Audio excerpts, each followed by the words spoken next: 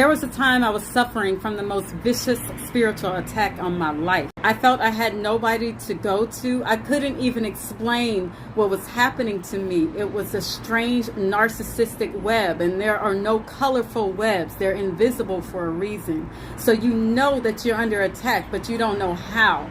You don't even know which way to turn, what's going on with you, what is reality, what isn't. It was just all over the place, fragmented.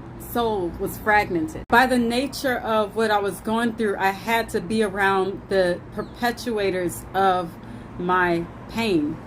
And I remember we were at a major event, and a public event, okay?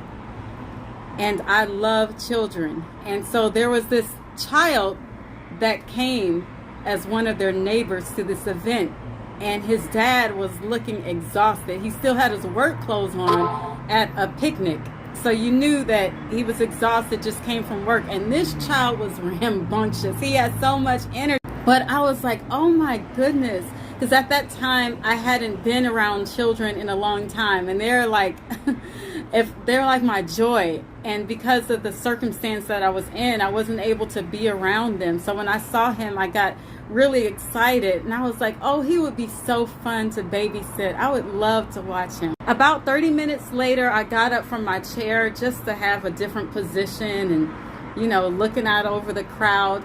And the people with me were looking at me like, what's wrong with you? Help him. And I was like, what are you talking about? And I looked down, and it's the same little boy that was just standing there waiting for me.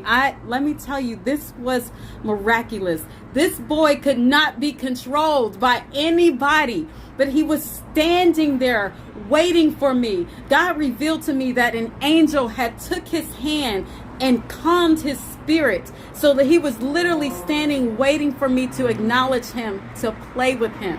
And I was like, I don't know this person.